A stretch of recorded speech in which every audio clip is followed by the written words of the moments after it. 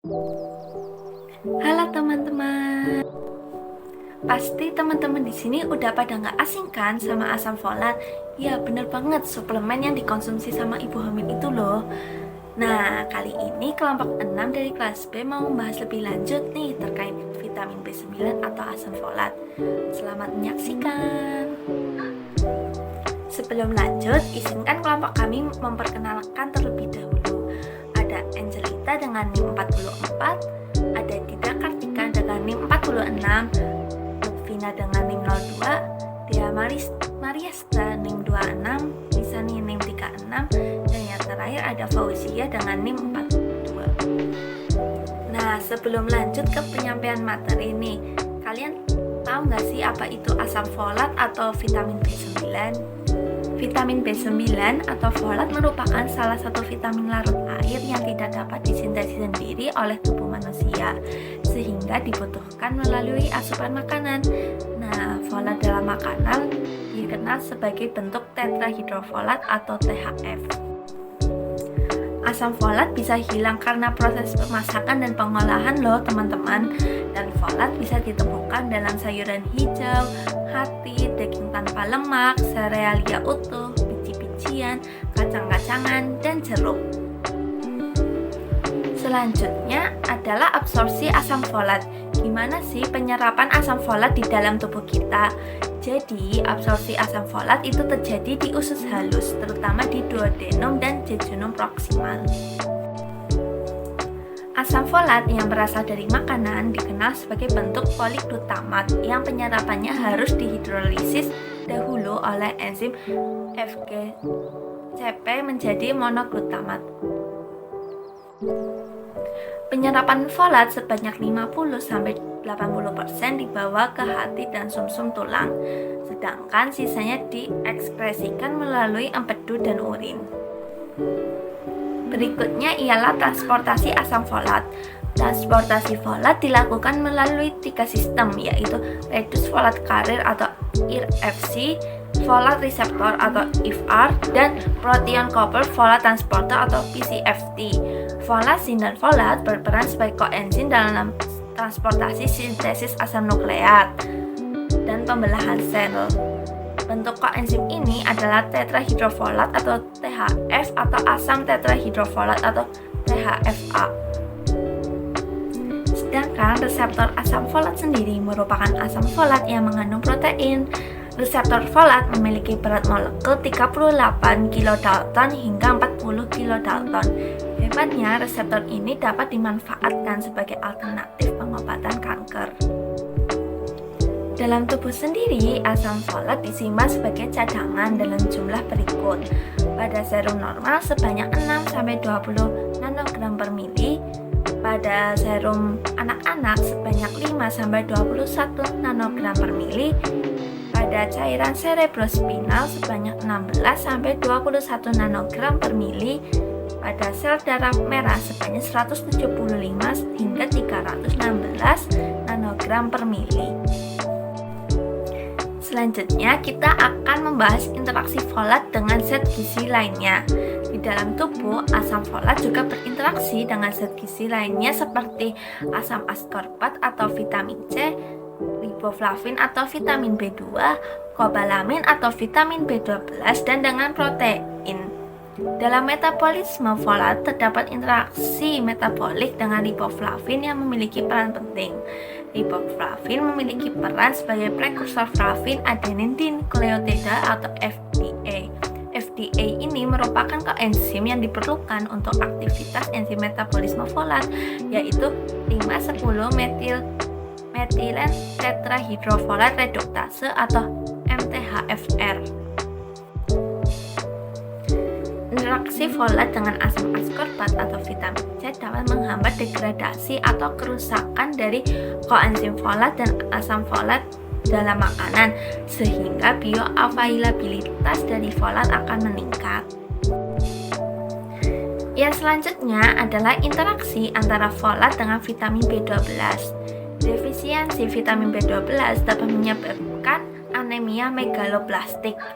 ini akan membuat tubuh memproduksi sel darah merah berukuran besar yang tidak normal dan tidak dapat berfungsi dengan optimal. Selain itu, kobalamin dan folat berinteraksi dalam siklus metionin. Dalam sintesis asam amino metionin, 5-metil-THF bertindak sebagai donor metil untuk remetilasi homocysteine menjadi metionin yang dikatalisis oleh enzim metionin sintase yang bergantung pada vitamin B12. Metionin ini memiliki peran penting dalam proses retensi folat, sintesis DNA, dan pembentukan S-adenosyl L-methionin atau SAM. Interaksi folat dengan zat gizi selanjutnya adalah dengan protein. Folat dapat berikatan dengan protein untuk membentuk senyawa kompleks non-kovalen melalui interaksi hidrofilik dan hidrofobik.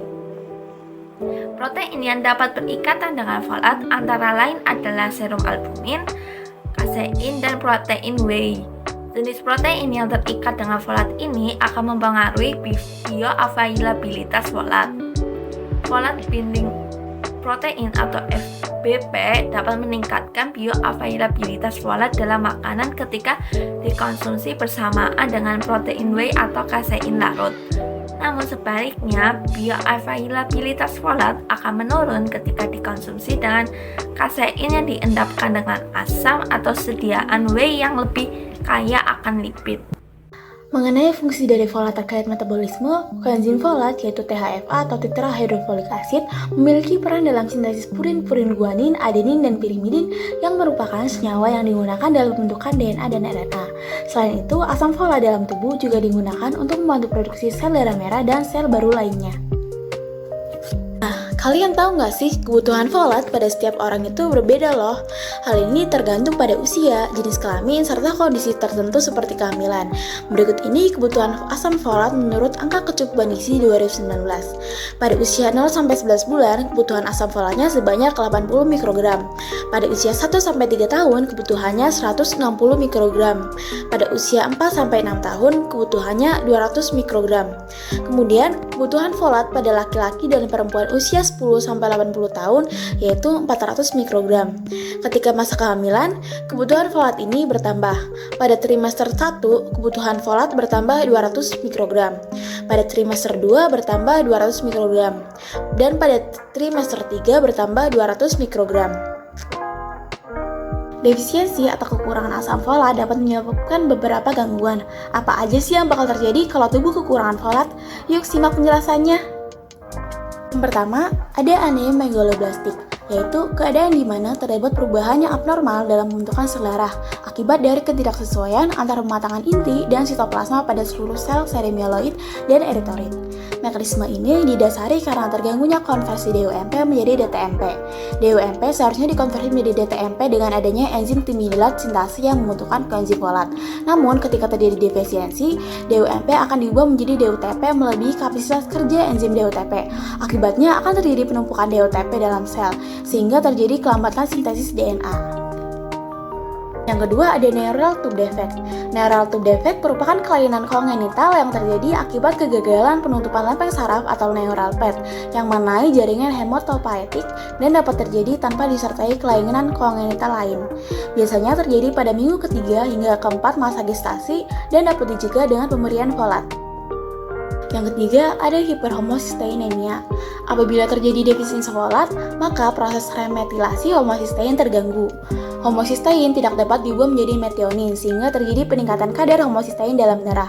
Kadar homocysteine yang tinggi dapat merusak lapisan pembuluh darah atau endotel dan menyebabkan peradangan pada dinding arteri dan akan mengakibatkan adanya pengendapan kolesterol dan lemak di dinding arteri yang akhirnya membentuk plak. Nah, plak inilah yang dapat menyebabkan penyempitan arteri atau arteriosklerosis dan menghambat aliran darah sehingga meningkatkan resiko terjadinya serangan jantung ataupun stroke. Selain ketika terjadi defisiensi, hipervitaminosis atau kelebihan asam folat juga dapat menyebabkan gangguan dalam tubuh, seperti yang pertama meningkatkan kejadian keguguran hingga 1,1 kali dibandingkan tanpa suplementasi. Yang kedua, mempengaruhi epigenetik sehingga mendorong pertumbuhan tumor atau kanker seperti kanker kolorektal. Dan yang ketiga, memicu penurunan kadar enzim metilen tetrahidrofolat reduktase dan menyebabkan kerusakan pada hepar. Nah, itu dia metabolisme folat dalam tubuh, mulai dari absorpsinya hingga gangguan yang dapat terjadi akibat hipervitaminosis atau kelebihan folat dalam tubuh. Sekarang, kalian udah paham kan mengenai pentingnya vitamin B9 atau folat bagi tubuh? Jangan lupa untuk selalu menjaga kesehatan dengan konsumsi makanan yang bergizi dan sesuai dengan kebutuhan yang dibutuhkan tubuh kita. Semoga apa yang kita sampaikan tadi dapat bermanfaat. Terima kasih sudah menonton.